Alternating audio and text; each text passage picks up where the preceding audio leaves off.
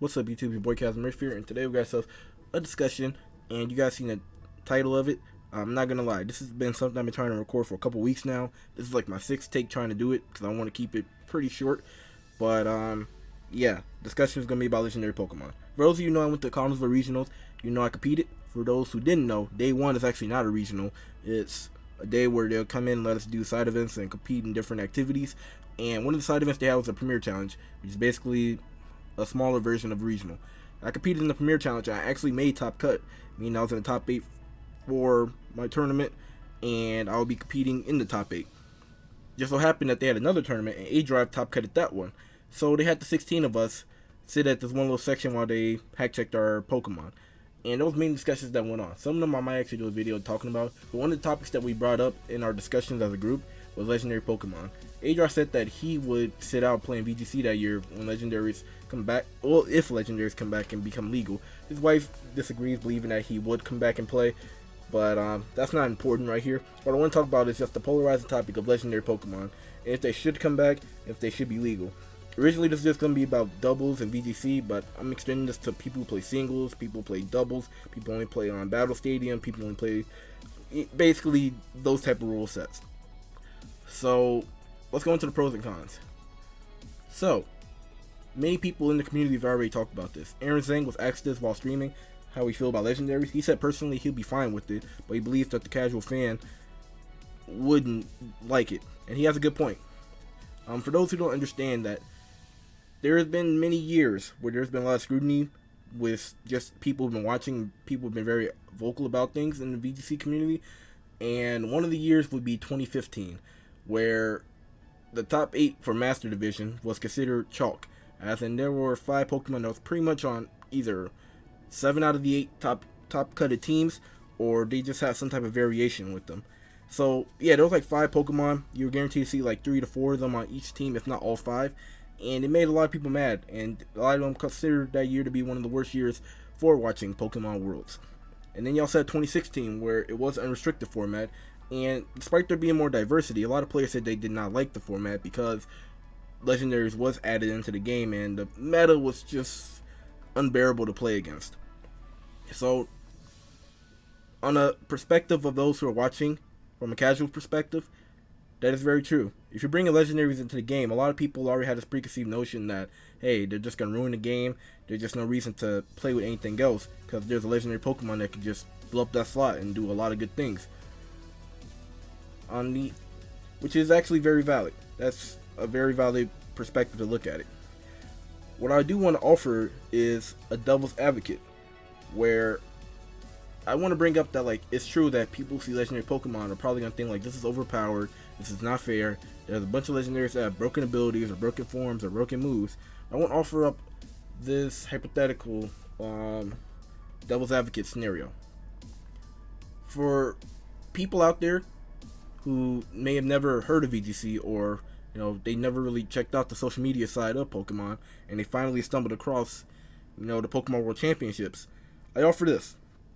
Many people who are quote-unquote casual or who don't understand the format, many of them would probably be questioning, why are we using Whimsicott?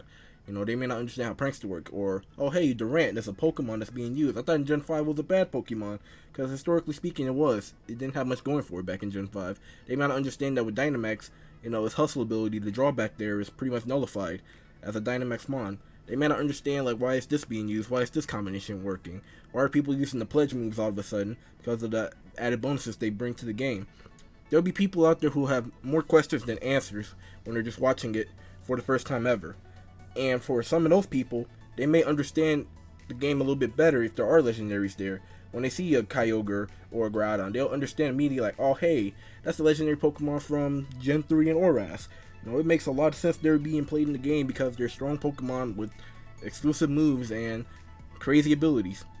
And for those of you thinking that this is a reach, I'll say yeah, it's a little bit more of a reach than, oh, casual just be massing legendaries, but it's actually a very valid point.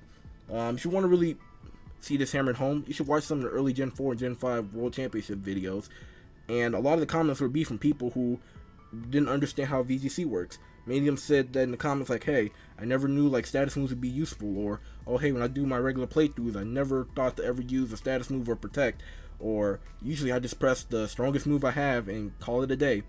That's because a lot of people just don't understand that there's a world of difference between doing a normal playthrough and playing in a tournament setting. And I even see this happening when people see me put up my IV and my IV breeding and EV training guides. A lot of people still don't understand that, hey, you know, a normal playthrough versus playing online, there are two different worlds, and the information isn't one-to-one comparison. So I wanted to bring that up because I think that's just an interesting point. Wolf Glick also brought up a good point about like how Dynamaxing and the mechanic that's going on right now. It's a good thing that the meta's actually been cut because we've seen a lot more diversity than we ever have in the past. So there is that going for it. And since there's so many Pokemon, legendary or non-legendary, that are cut, many people fear that if they were to come back, it will actually be a bad time because, you know, Dynamax gives you double HP, and then you also get additional bonuses for certain moves that you use. So many people argue like, hey, do we really want to battle against the Dynamax Landorus? Do we want to battle against the Dynamax, you know, Kyogre or Dynamax Cresselia, things of that nature? And they bring up valid points because there are many people who feel that that would be pretty out of hand and it may actually ruin the meta. So how do I feel about all of this? So to just compare everything that I just mentioned, trying to keep this short and brief, I do feel that as a player, if you're someone who wants to play in the doubles format or you play anywhere, but this take right here, particularly for VGC, for anybody who's aspiring to play, one thing you must understand is that you gotta be flexible. You gotta be willing to adapt. That doesn't mean that, hey, you have to play the 6 most common Pokemon in the meta or anything like that. What it means is you gotta be wary and understand, hey, this is gonna be very common. Or if I want to use a certain Pokemon, I may have to add something else to the team to complement it because the meta is calling for that if you want to have a successful run with it. So with that in mind, personally, I'm actually for Megas to come back, but in the event that they do, I offer this solution. If Legendaries were to come back, we have to take away Mega Stones, we have to take away their Z moves, we have to take away, you know, any form changes they get, and we have to just strip them clean. As in no Dynamaxing, none of that. We just have to make sure that they can't do anything that would just overall strengthen their moves. And when I mean legendaries, I mean legendaries and mythicals.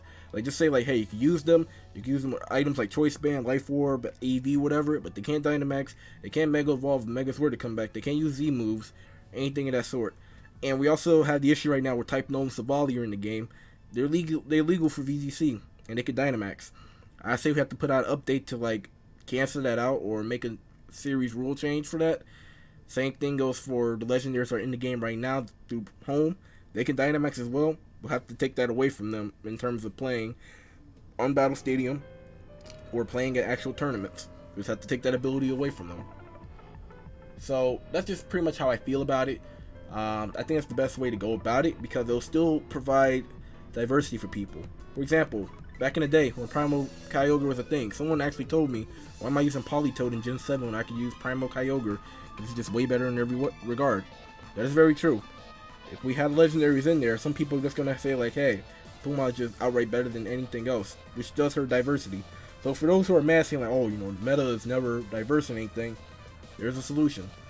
And for those who are going to be mad, they're going to stay mad because if they're mad that, hey, this Pokemon's being used a lot, and they're not being, you know, aware of their surroundings, they'll never be content with anything. So I just say forget about them. Also, when it comes to the 2015 championships, here's some context. The 7 out of the 8 players were from Japan, and they also worked from the same little core group of team builders.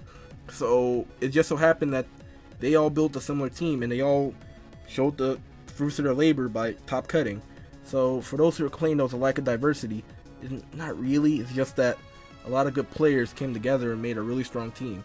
So I just want to throw that out there. For those who complain about diversity and everything, basically all I say is you just gotta do some fact checking. I was gonna bring up another example, but I think I'll save it for another video. But that's it, guys. I want to know your opinions down below. Leave a like, leave a comment, because that helps out the algorithm. I know a lot of y'all don't do that, and y'all wonder why the channel is small. So let's just do that. Yeah, let me know your opinion. Should legendaries come back or not, and why? Bye.